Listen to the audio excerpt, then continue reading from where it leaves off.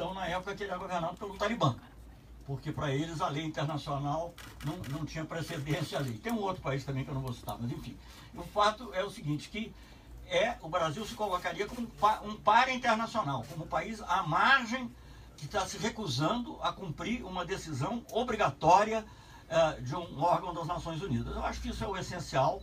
Digamos, eu acho que também, além do excelente trabalho jurídico que foi feito, evidentemente isso não deixa de refletir, porque essas coisas acabam chamando a atenção, pelo menos, das pessoas, para pensarem um pouco esse sentimento da comunidade internacional em relação ao que está se passando no presidente Lula, representado por inúmeros fatos, entre outros a visita do Prêmio Nobel da Paz ontem ao presidente Lula. Quer dizer, você tem tanto o lado jurídico quanto o lado moral, político, uma indignação. Mas o importante no momento é isso. Isso é uma decisão jurídica, obrigatória, tem que ser cumprida.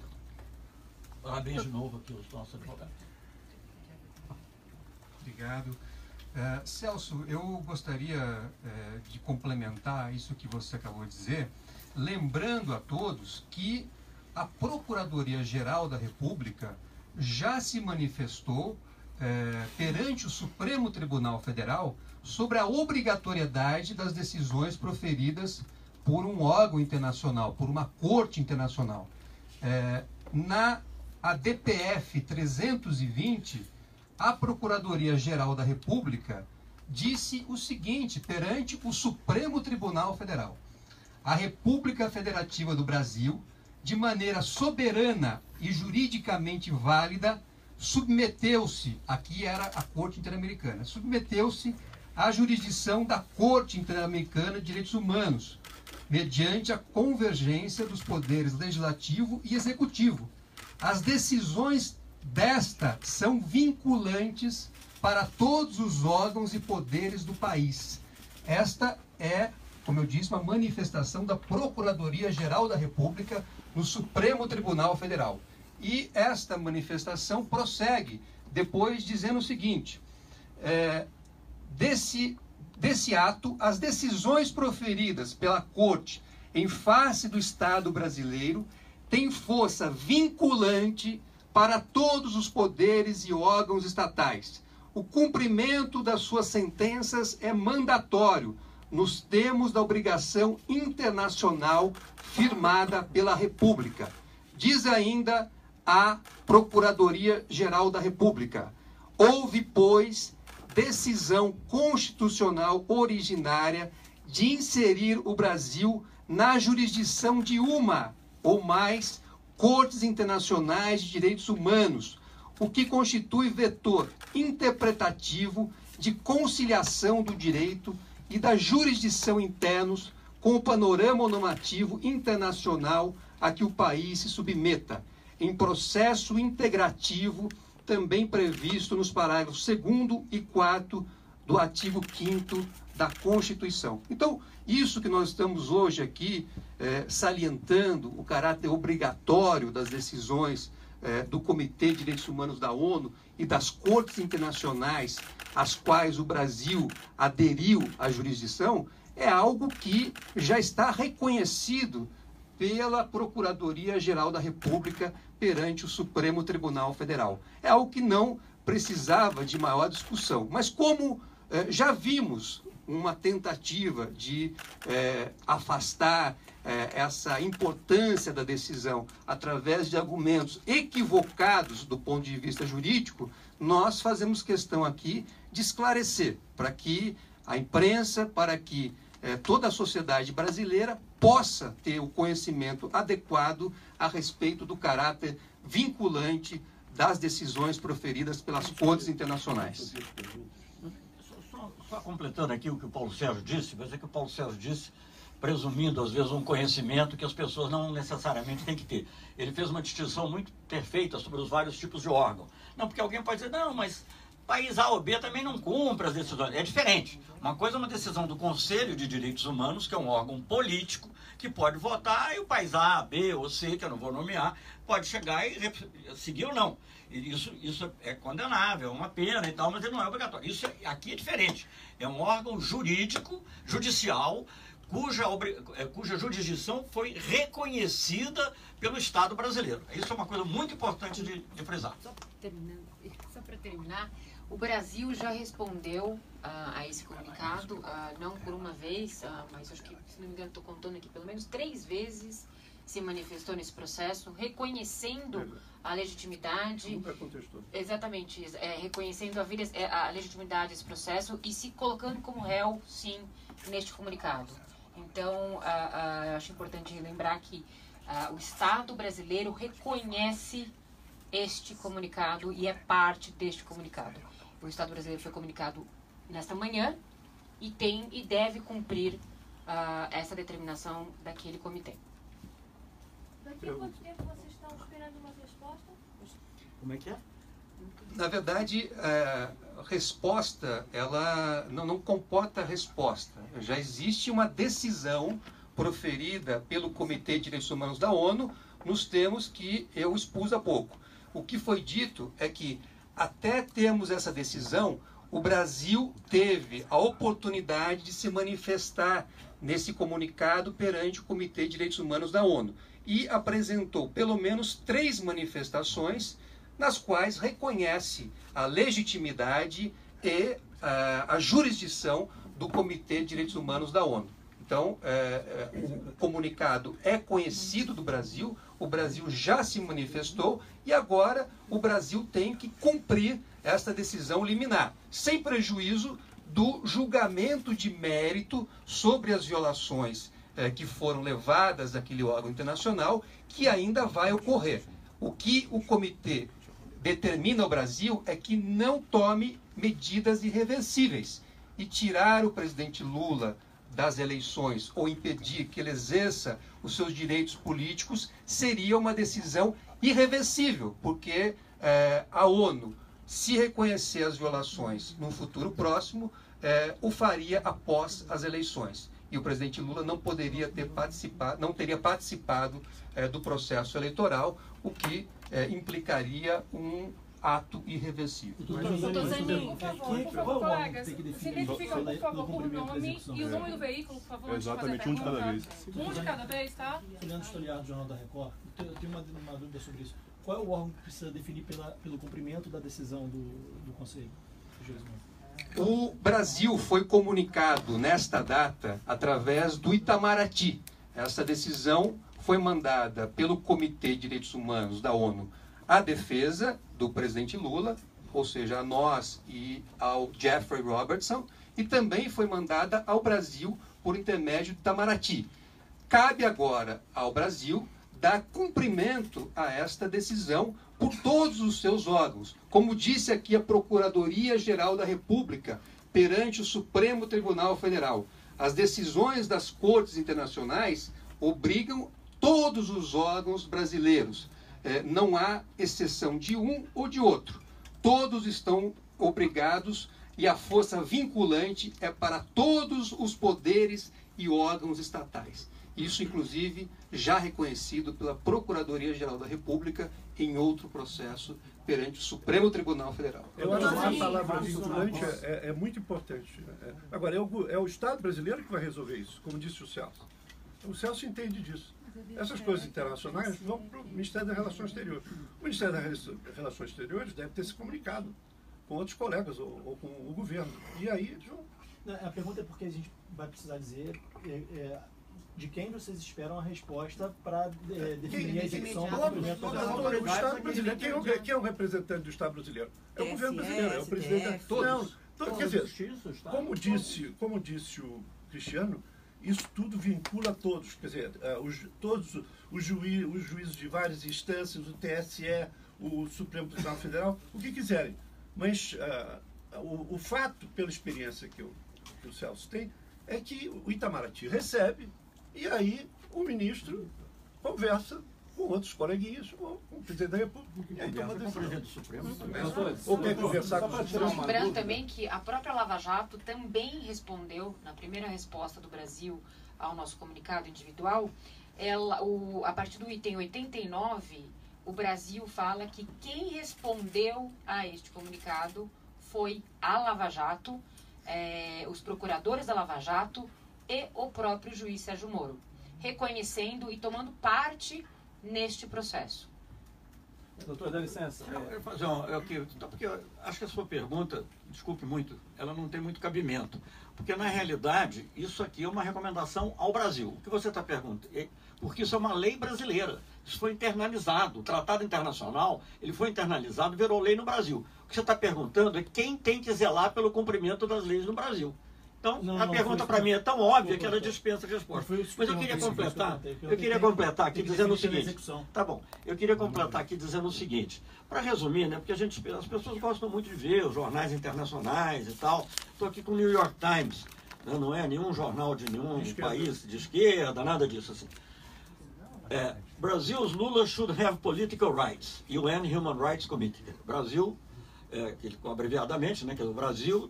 O Lula do Brasil deve ter direitos políticos. Diz não está escrito, são 2 pontos.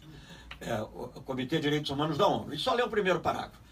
O Comitê de Direitos Humanos da ONU, um painel de peritos independentes, como foi dito aqui pelo Paulo Sérgio, na sexta-feira disse que ele requereu que o governo brasileiro permita ao presidente Lula, que está na prisão, exercer os seus direitos políticos como candidato a presidente. É muito simples. O Itamaraty acabou de divulgar uma manifestação dizendo que as conclusões do Comitê de Direitos Humanos da ONU sobre a candidatura de Lula, entre aspas, tem caráter de recomendação e não possuem efeito juridicamente vinculante. Eu acho que é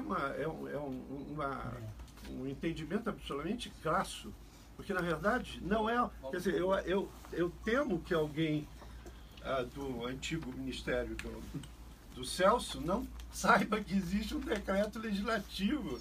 Não é? Isso tudo que o Cristiano falou em termos do cumprimento das decisões pelos tribunais internacionais. Então, realmente, essa nota é bastante constrangedora. Mostra que o nível chegou e está barato. Doutor, dá licença para tirar uma dúvida. Márcio da... O nome da pessoa e o veículo, quando for fazer a pergunta. Márcio do Jornal da Band, doutor. Eu quero entender o seguinte. Nós temos uma lei penal aqui no Brasil e temos a lei da ficha limpa, certo?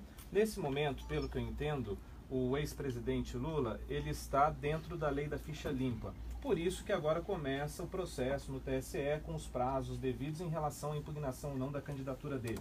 O que eu quero entender é o seguinte, essa decisão do Comitê da ONU, ela sobrepõe a soberania dessa lei interna brasileira que tem a ficha limpa, ou seja, nós não temos uma lei para isso, ele não está enquadrado na lei de ficha limpa, e como é que vocês vão agir em relação a esses prazos? Vocês vão esperar todos os prazos, o final de todos os prazos para defender a candidatura do ex-presidente? Você vai esperar até o último minuto? O último minuto pode causar até impugnação da chapa. Eu queria entender esse emaranhado agora de estratégia, inclusive eu sei que muita coisa você não vai poder falar, mas está um imbróglio, né? Nesse momento a gente vive um imbróglio. Eu tenho, eu respeito as suas colocações, mas eu tenho muita clareza vendo o direito brasileiro sobre a obrigatoriedade da decisão proferida pelo Comitê de Direitos Humanos da ONU, que é uma decisão proferida por um órgão reconhecido pelo Brasil por meio do Decreto Legislativo 311 de 2009. Quando, em 2009, o Brasil subscreveu o pacto opcional, o protocolo opcional, o Brasil se obrigou a cumprir as decisões da Corte do Comitê de Direitos Humanos da ONU. Então, não se trata aqui de uma mera recomendação. É preciso levar ao Itamaraty, ou quem subscreveu a nota, a esse decreto legislativo e levar também os pronunciamentos anteriores da Procuradoria-Geral da República e da doutrina internacional. Mas sobrepõe as nossas leis? Então, vou chegar lá. Então, o que eu ia dizer é que o Supremo Tribunal Federal já reconheceu que os tratados internacionais estão acima da lei. Isso são decisões reiteradas do Supremo Tribunal Federal. Sobretudo, os tratados que versam direitos humanos. Então, se nós temos um tratado internacional que o Brasil subscreveu, se o Brasil reconheceu a jurisdição de uma corte internacional para julgar violações a esse tratado, a partir do momento que esta corte internacional profere uma decisão, o Brasil tem que respeitá-la e cumpri-la, porque ela tem efeitos vinculantes sobre todos os órgãos e sobre todos os poderes do Brasil. O processo do presidente Lula é um processo marcado por claras violações a garantias fundamentais, é um processo marcado por nulidades flagrantes, um processo marcado pela falta de imparcialidade na condução e no julgamento, é um processo marcado pela ilegalidade das condenações que foram impostas a ele pelo juiz de primeiro grau e, posteriormente, pelo Tribunal Regional Federal da 4ª Região. Todos esses aspectos são do conhecimento do Comitê de Direitos Humanos da ONU. Desde 2016, como eu disse aqui, desde julho de 2016, o Comitê de Direitos Humanos da ONU recebe, por nosso intermédio, informações a respeito de todos os atos, de todas as violações que estão sendo cometidas contra o ex-presidente Lula aqui no Brasil. Então nós levamos, desde aqueles atos iniciais na fase de investigação, a indevida condução coercitiva, a interceptação indevida dos seus ramais telefônicos, o levantamento do sigilo das conversas do presidente Lula, inclusive conversas com os seus advogados, do monitoramento da estratégia de defesa dos seus advogados. Posteriormente, levamos a sentença proferida em primeira instância. Levamos aquilo que o Tribunal Regional Federal da 4ª Região decidiu em relação ao presidente Lula. E, mais recentemente, também atualizamos o comitê sobre fatos que chamaram a atenção não só do Brasil, como de todo mundo. Um dos fatos narrados no pedido feito no mês de julho para que houvesse essa decisão hoje foi aquela sequência de decisões no dia 8 de julho, quando o presidente Lula teve um alvará de soltura expedido em seu favor e um juiz que estava em férias e depois um desembargador impediu, inclusive por ligações telefônicas, que essa ordem de soltura fosse cumprida. Então, todos esses fatos que nós conhecemos foram levados ao Comitê de Direitos Humanos da ONU. Então, não foi hoje, não foi agora que o comitê tomou conhecimento das grosseiras violações que estão sendo cometidas contra o ex-presidente Lula, mas desde julho de 2016, mediante várias atualizações e por meio de um pedido feito no mês de julho, quando nós levamos todos os fatos que estão sendo discutidos aqui no Brasil, inclusive este episódio que marcou seguramente a história da justiça brasileira. Sobre os prazos, doutor. Eu queria só uma nota de rodapé para ele, que é o seguinte, é preciso lembrar o foco dessa liminar, não tem nada a ver com ficha limpa. O caso são a ameaça de um dano irreparável do não exercício dos direitos políticos. O comitê não está entrando em tudo isso. E não há nenhum conflito, na realidade, porque o artigo 25 fala que nenhum indivíduo pode ter seus direitos políticos cassados sem que haja um processo justo. Então, não há nenhum conflito com o dispositivo constitucional brasileiro, com a lei da ficha limpa. Então, o que há o reconhecimento é de que falta um julgamento justo e pela irreparabilidade dos danos aos direitos do ex-presidente Lula, há sim essa liminar, ela é vinculante porque não teve um processo justo que antecedesse qualquer tipo de violação, qualquer tipo de cassação. Mas agora nós temos o Jeffrey... Não, só sobre o prazo, que não ficou, o senhor não falou sobre o prazo. Eu perguntei sobre os prazos de recursos. Não, do TSE, eu estou falando da candidatura.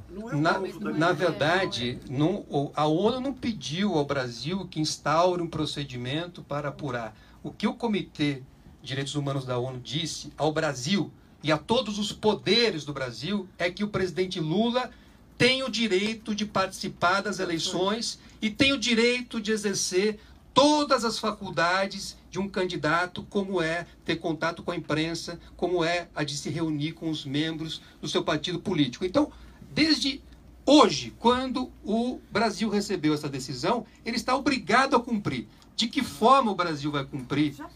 Isto não cabe a nós aqui discutirmos. O fato é que o presidente Lula tem que estar nas eleições, tem que participar das eleições, senão o Brasil estará descumprindo uma decisão proferida por uma corte internacional cuja jurisdição foi reconhecida, obrigatória, foi reconhecida em 2009.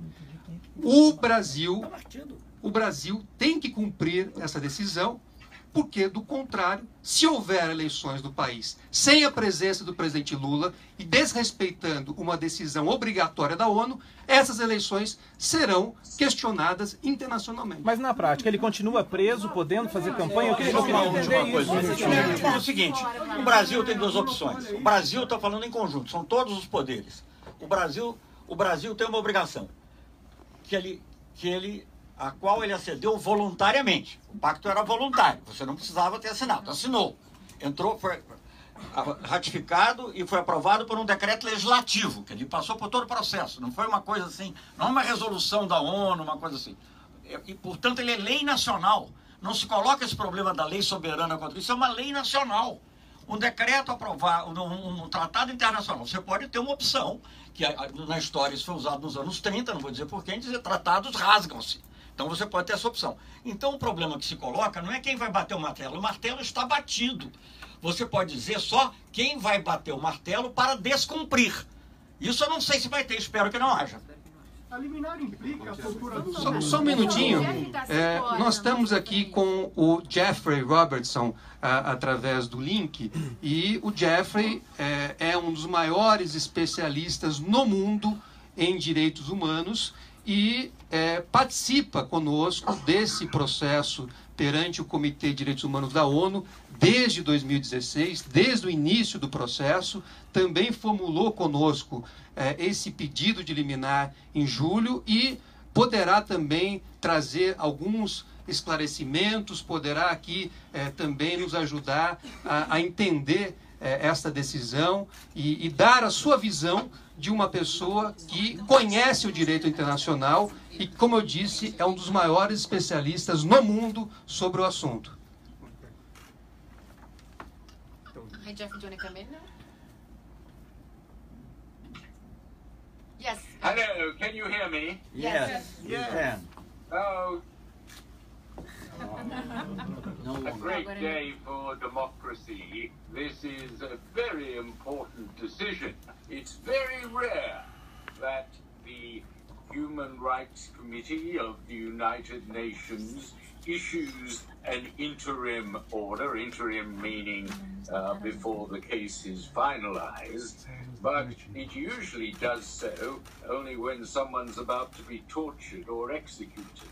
But it's decided that Lula has been placed in a position which is intolerable in a democracy, because he has not been finally convicted, he has the presumption of innocence, and yet he has been forced by Judge Morrow, his implacable enemy, to stay in prison in virtually solitary confinement. He can see his lawyers once a week, but he can't participate in campaigning for the presidency.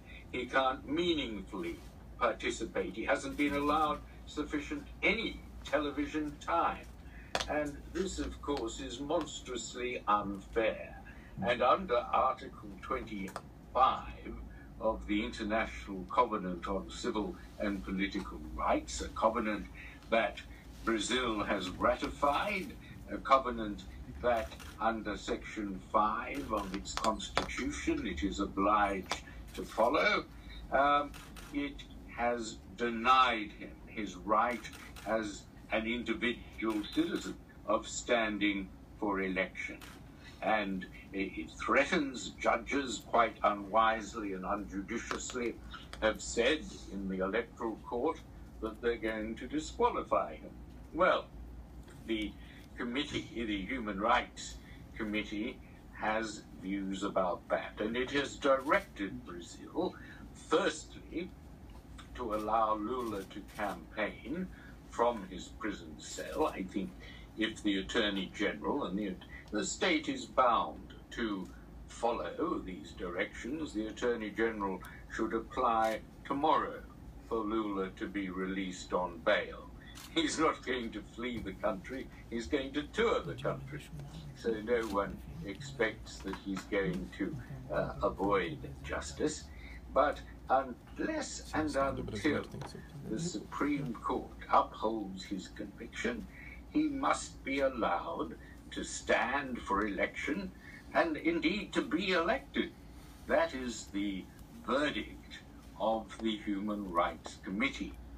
Well, you may say this is odd for the United Nations to intervene in this way, but democracy is a fragile thing, and wherever it is in danger, whether it's Zimbabwe or other countries, election monitors go out. The United Nations and the international community is concerned that the democratic process, as well as the trial process, is fair. And this is a very important example, perhaps the first, in which human rights law has intervened to protect the fairness of the democratic process. Lula would not be the first person elected while in prison. Go back to John Wilkes in Britain and other leaders who have been elected from their prison cell. But obviously, in order to comply, Lula should be released on bail and allowed, as the committee thinks he's entitled to campaign fairly against his rivals who have been allocated television time and are touring the country. Well, he should be put in the same position in fairness, and he should not be disqualified. That is the real message to the judges who've been rather shooting off their mouths, saying that he would be disqualified. That's not on, says the Human Rights Committee, unless and until his conviction is upheld. So I think it's a welcome decision. It's an important decision. It's a decision that I hope Brazil, as it always has, will accept under its international obligations and now show the world that it is subject to the rule of law, that it is prepared to offer this man a fair crack of the whip, as we say, a fair hearing, so that the decision as to the next president will be made not by judges who we say are biased, clearly biased, but by the people of Brazil. They should decide who their next president is without the interposition of judicial biases, judicial technicalities, and so forth. It is, I think, a good result for the Brazilian people. It is a good result for Brazilian democratic governance. Eliane da Nacional EBC. Da onde? EBC. Da EBC. A decisão, ela passa, a decisão, desculpa, ele permanece preso. Apesar da decisão só permite a candidatura, mas ele permanece preso. E se permanece preso, como que pretende participar de todo o processo de candidatura e especialmente debates? Olha, isso é uma questão que tem que ser definida pelos órgãos competentes. O fato é que existe a determinação para que ele seja candidato, participe do processo eleitoral e possa ter acesso à imprensa, possa ter reuniões com os membros do seu partido, da sua coligação. Mas não permite que saia do presidente. Não, a decisão não envolve questões relacionadas à liberdade. A questão da liberdade será tratada a partir do exame que o Comitê de Direitos Humanos fará do mérito do comunicado. O comitê ainda vai julgar as violações grosseiras que nós levamos ao conhecimento em 2016. Por ora, o comitê entendeu que haveria um dano irreversível se o ex-presidente Lula ficasse fora do processo eleitoral, tendo manifestado com a anuência do seu partido o desejo de participar das eleições para presidente da República neste ano. No debate de hoje, vocês já vão pedir a participação? Não tenho ainda uma definição. Nós recebemos hoje essa decisão. Evidentemente que há alguns aspectos que são conduzidos por outros colegas advogados e que vão também receber os efeitos dessa decisão nas suas respectivas áreas. Então, o que nós temos hoje aqui que ter presente é da existência dessa decisão, certamente ela obrigando a todos os poderes e a todos os órgãos, os colegas que atuam tanto na Justiça Eleitoral como em outros órgãos, levarão ao conhecimento também desses órgãos, sem prejuízo deles já terem recebido, certamente, pelos canais adequados a partir do momento em que o Brasil foi notificado. Fazer um comentário, me permita aqui fazer um comentário. Primeiro, digamos, como eu fui chefe de Itamaraty durante muitos anos, né? Acho que fui quase 11 anos chefe de Itamaraty, não, 9 anos e meio chefe de Itamaraty, eu perdi a conta até. Eu acho lamentável que tenha saído essa nota atribuída à nossa delegação em Genebra, porque ela, inclusive, é uma contradição em termos, porque ela diz que o Brasil tem, eu li rapidamente, mas o Brasil observa os tratados internacionais, que ele não expõe essa dúvida que você expôs, que o que está acima ou não, mas diz que é uma recomendação. Então, ela não leu direito aos próprios tratados que o Brasil assinou. Então, é lamentável que isso ocorra, porque há um problema até, digamos, de correção técnica em relação... Isso não é um problema de opinião, isso é uma coisa técnica. E que, como foi dito aqui, o próprio governo brasileiro aceitou, ao responder, as outras aceitou, não contestou a jurisdição. Por isso que ele respondeu, até hoje, as contestações anteriores. Obviamente, essa decisão não diga respeito à liberação diretamente, mas ela diz, e agora estou lendo o texto em francês, porque também saiu no Le Monde, para quem preferir ler em francês em vez de inglês. Então diz assim, numa declaração curta, o comitê ao Brasil tomar todas as medidas necessárias em linguagem diplomática é muito forte, tomar todas as medidas necessárias para permitir a Lula exercer seus direitos políticos desde sua prisão como candidato à eleição presidencial. Ora, se ele tomar todas as medidas necessárias, implica ele sair para participar do debate, implica ele poder participar de um ato público, e evidentemente, pode talvez não ser uma liberdade plena ainda, isso depende de outros julgamentos, mas sim, ele tem que estar habilitado a participar dessas atividades. Eu acho que isso é muito importante, e isso está contido mais ou menos no que também disse Geoffrey Robertson. Doutor Zanin, Denise da Rádio CBN, essa nota do Itamaraty diz exatamente que é uma recomendação e que a decisão vai ser encaminhada para o Judiciário. Era esse o caminho que se pensava, o Judiciário decidir sobre essa determinação? E eu queria entender, na prática, ele participar dos debates. Eu sei que o ministro já falou que seria ele ir aos debates, mas assim, o acesso aos jornalistas, seriam os jornalistas ter acesso em Curitiba ao ex-presidente? Como é que funcionaria isso na prática? Olha, essa questão logística é algo que precisa ser definido. Agora, como bem observou o embaixador Celso Amorim, quando o Comitê de Direitos Humanos da ONU determina ao Brasil que tome todas as providências, isso evidentemente está incluído em estabelecer essa logística, em estabelecer as providências necessárias para dar-se cumprimento a essa decisão.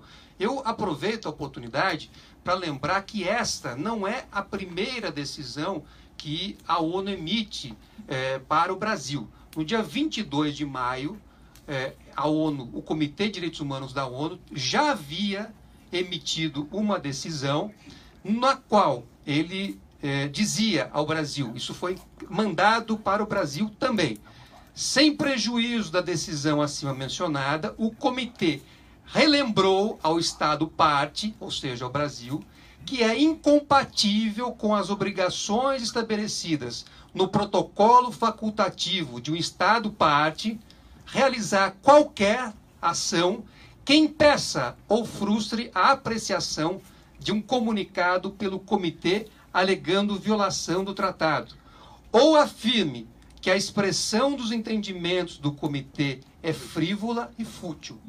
Então, nesta decisão de maio, o comitê já alertava o Brasil de que não seria possível tomar nenhuma decisão que pudesse colocar em risco o comunicado que foi feito em julho de 2016. E dizia ao Brasil, não emita nenhum pronunciamento que possa dar a impressão de que a atuação do comitê é frívola ou fútil. E hoje veio essa determinação expressa para que o Brasil tome todas as medidas cabíveis para assegurar que o ex-presidente Lula possa participar das eleições presidenciais e possa exercer os direitos inerentes a essa condição. Então, nós não temos aqui como fazer um detalhamento, como estabelecer uma logística. O que nós temos aqui hoje é que deixar claro que existe uma determinação vinculante ao Estado brasileiro, a todas as autoridades brasileiras e a todos os poderes do Brasil que devem cumprir esta determinação. Mas faz sentido passar pelo judiciário essa determinação? Todos têm que seguir. Não só o presidente da República tem que seguir, o presidente do Supremo Tribunal tem que seguir, o presidente do Superior Tribunal de Justiça tem que decidir, assim como todos os juízes e outras autoridades que estejam, de alguma forma, envolvidas em relação ao caso do presidente Lula, especialmente em relação ao direito dele participar das eleições e ao direito dele poder participar do processo eleitoral mediante contato com a imprensa, mediante reuniões políticas, dentre outras coisas. É que não dá para começar a discutir o verbo, se requer, se pede, se é obrigatório. É que atrás disso, e essa nota é lamentável, o ministro disse, então eu vou na direção dele, essa nota é lamentável porque desconhece a ratificação. É um tratado, houve decreto legislativo, é um tratado. Então, isso é um sofisma ficar discutindo se é recomendação. Não é recomendação. O Brasil submeteu. Esse governo que está aí podia ter denunciado. Por que esse governo não denunciou essa ratificação? Podia ter saído. Eles esqueceram. Então agora tem que cumprir. Doutor Paulo Sérgio, Thiago do Globo, eu queria perguntar se na revisão do ano que vem eles julgarem que foram feitas medidas irreversíveis e que tiveram, na hipótese deles não cumprirem, como você imagina que o comitê poderia reagir no ano que vem? Olha, nem que eu tivesse com a minha bola de cristal aqui, daria. Se você ler o texto da liminar, eles dizem que essa liminar não se vincula ao que eles vão decidir sobre tudo que o Cristiano e a Valesca disseram. Isso vai ser uma outra questão. Hoje a questão é essa liminar. É querer enrolar, embolar tudo, misturar essa liminar com todos os acidentes do processo. Hoje o que está sendo afirmado é que não pode ocorrer um dano irreparável aos direitos políticos do presidente Lula. Então esse negócio, se vai sair da cela, se não vai, isso é um problema logístico. Vídeo, vai lá, faz conferência de imprensa. Lembrando apenas que quando, desculpe aqui se eu estou errado, mas que houve quando o presidente Lula foi testemunha em um processo, ele saiu, né? Ele foi falar, botou um terninho e tudo, e foi então isso não é problema, gente. Não vamos criar problema onde não existe, além dos que... Agora, o Itamaraty manda para o judiciário, não é para o judiciário decidir, veja bem, é para fazer cumprir, porque quem faz cumprir é o judiciário.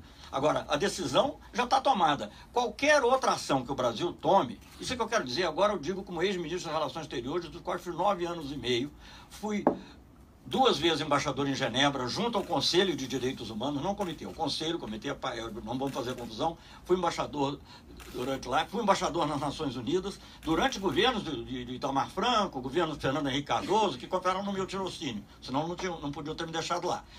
O Brasil tem 2 opções, cumprir ou se colocar como um pária internacional. Não há outra. O que significa ser um pária internacional? Olha, significa que... bom, aí você está querendo já especular mais à frente. Um pária internacional, claro que o Brasil é um pária internacional grande, né? Então as pessoas que têm interesse nesse negócio, algumas podem até ficar. Mas progressivamente a voz do Brasil não será ouvida, progressivamente o Brasil não será chamado a participar de reuniões, progressivamente o Brasil vai ter dificuldade de levar suas iniciativas adiante, em qualquer assunto político, econômico, comercial, que for um pária internacional. É um país que está à margem da lei internacional. Veja bem, o próprio presidente dos Estados Unidos, que eu estou fazendo uma coisa porque a própria imprensa fala, CNN, vocês reproduzem. O próprio presidente dos Estados Unidos, quando ele quis descumprir um tratado, para retomar o ponto, que é o tratado da mudança do clima, ele denunciou o tratado, e só vai daqui a 3 anos. Porque tem um prazo de denúncia também. Então, você não pode descumprir um tratado que está em vigor. Não há como. Quer dizer, se você fizer isso, você está negando, não é aquele tratado só. Você está negando o princípio básico, me desculpe aqui voltar, do direito internacional, pacta sunt servanda. Os pactos têm que ser cumpridos. Sem isso é a lei da selva. O Brasil está propondo, como propunha o Talibã, a lei da selva. Não, quer dizer, a lei, cada um por si, não tem direito internacional. Dizer, não é só a negação desse ato, é a negação do direito internacional. Juridicamente existe uma sanção oficial que o Brasil... Pergunta, outra pergunta. Sem pergunta paralela. Pergunta, algum outro veículo querer perguntar? Então a gente vai encerrar. A gente só fez uma pergunta aqui que eu fiquei na dúvida. Existe uma sanção oficial que o Brasil pode sofrer da ONU com relação, se não cumprir essa determinação? Vamos ser jurídica. Deu, pessoal. Nós efetivamente esperamos que o Brasil, através de todos os seus poderes, observem e cumpram a decisão do Comitê de Direitos Humanos da ONU. Nós não vamos especular aqui com qualquer outra situação. Nós esperamos o cumprimento. Doutor, como é que o senhor vê o fato da PGR ter entrado com pedido de impugnação da candidatura do presidente Lula antes mesmo do prazo inicial? Muito obrigado. Esse é outro tema, inclusive está sendo tratado por outros colegas, então eu pediria que essa demanda fosse levada aos colegas que estão tratando do assunto lá no Tribunal Superior Eleitoral. E agradeço a presença de todos, agradeço ao Jeffrey, que está lá em Londres e pôde estar conosco, agradeço ao embaixador Celso Amorim por participar conosco, agradeço ao Paulo Sérgio Pinheiro por estar aqui conosco e a presença de todos vocês. Obrigado e boa tarde a todos.